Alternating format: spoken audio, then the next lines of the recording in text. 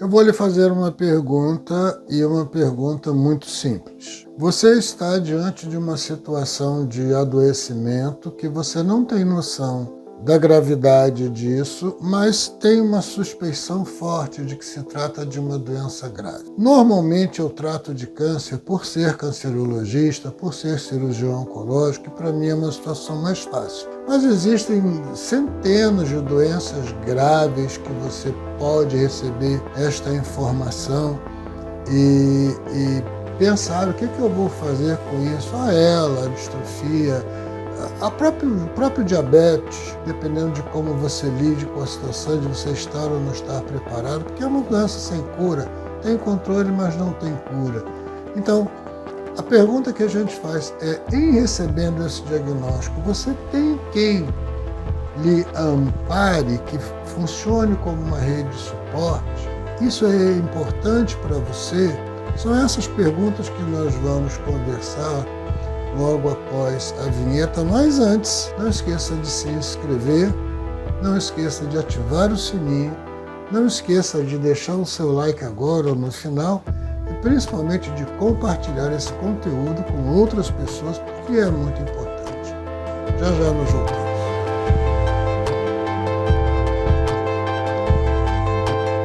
Então, a ideia de que nós somos fortes, nós temos que proteger o outro de dificuldades pelas quais nós estamos passando, ela precisa ser trabalhada de uma maneira um pouco mais pragmática. Por quê? Imagine você receber um diagnóstico que você está com câncer de mama. Vamos aproveitar outubro e trabalhar em cima do câncer de mama. Para quem não sabe, para a mulher, a mama é aquilo que gera para ela a sua identidade de feminina.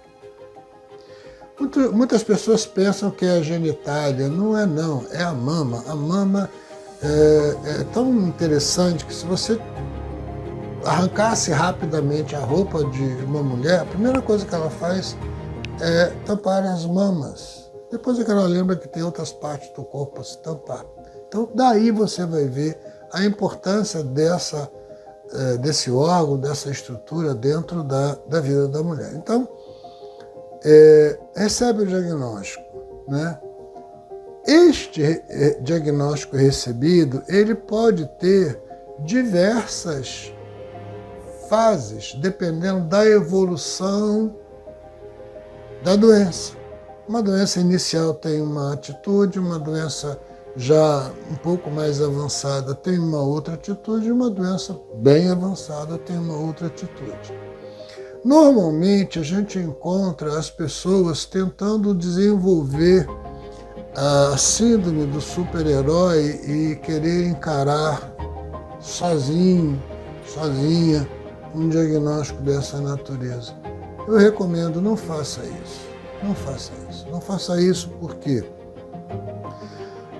você vai passar por momentos de deserto, de dificuldades, de dores, de sofrimento, que você não terá condições de vivenciá-los sem suporte, sem apoio. Normalmente, quando a gente percebe que a instabilidade emocional da paciente ou do paciente, porque homem também tem câncer de mama, é grande, a gente sempre faz a orientação para que essas pessoas procurem o apoio de um psicólogo, façam uma psicoterapia de apoio. Isso é importante, mas também é muito importante verificar no seu entorno quem são as pessoas que podem funcionar como rede de apoio, com quem você pode conversar, com quem você pode desabafar, com quem você pode chorar. Mas atenção, não são para qualquer um. Não é qualquer pessoa, são quaisquer pessoas que podem desenvolver esse tipo de atitude e comportamento. Por quê? Porque hoje, infelizmente, as pessoas, quando passam a sua experiência para outras pessoas, elas passam com um conceito de palpiteiros, porque é assim, porque eu passei assim, porque eu vivi assim, como que impedindo a pessoa que está passando pelo momento, pelo sofrimento, de expressar a sua própria dor. Então, cuidado com os palpiteiros, cuidado com as pessoas que querem dizer faça assim, faça assado, aceite isso, vá, enfim, transfira toda a sua responsabilidade para aquilo, o seu sagrado, as suas crenças. São importantes, são fundamentais, mas elas são complementares, não são substitutivas. E se você escolhe uma rede de apoio ou não a tem, procure buscá-la em qualquer lugar, em qualquer comunidade. Saber como se comportar a própria rede de apoio dentro de um diagnóstico dessa natureza é muito importante. Por quê? Porque você, ao dizer, não, eu não quero que meu esposo ou minha esposa saiba, ou ao contrário, a família não querer que o paciente saiba, isso corta uma das coisas mais importantes que é a relação médico-paciente de confiança. Ah, mas ela vai sofrer muito? Vai sofrer, é normal uma pessoa sofrer quando sobe na frente dela um diagnóstico dessa natureza. E é muito perigoso também a gente ter hoje a oportunidade na mão, na ponta do dedo, no celular, de chegar dentro de um site de busca e procurar o que significa um termo ou outro termo. Os sites de busca, eles precisam de ter critério para serem lidos e alcançados. Por isso a gente criou um e-book chamado Os 10 Passos para o Pós-Diagnóstico de Câncer, que você vai poder acessá-lo aqui embaixo nos comentários, ou se você tiver oportunidade no QR Code que vai aparecer na tela, para que você tenha noção do comportamento importante, necessário, suficiente, não só para o próprio paciente quando recebe o diagnóstico, mas para todas as pessoas que estão ao seu redor. As pessoas que fazem parte ou vierem fazer parte da sua rede de apoio, seu esposo, seus filhos, todos têm que saber. Todos têm que saber. Não é saudável quando você esconde um diagnóstico ou escondem de você um diagnóstico e até mesmo a sua gravidade. Por quê? Porque você fica limitado ou limitada em expressar as suas emoções, o seu medo, a sua angústia, o seu sofrimento, a sua vontade de chorar, aquele seu momento onde você precisa encostar o ombro na cabeça de alguém que não venha te dar nenhum tipo de sugestão ou de orientação, simplesmente receba, ofereça o ombro, receba a sua cabeça, segure na sua mão e diga para você, não, eu estou aqui do seu lado, o que é que eu posso fazer? Se é que eu posso fazer alguma coisa. E muitas vezes a gente precisa só ficar sentado ao lado, não precisa dizer nada. Muitas vezes a pessoa faz a pergunta, por que Deus deixou isso acontecer comigo? Ela não está querendo saber exatamente por que Deus deixou aquilo acontecer com ela. Ela quer reclamar.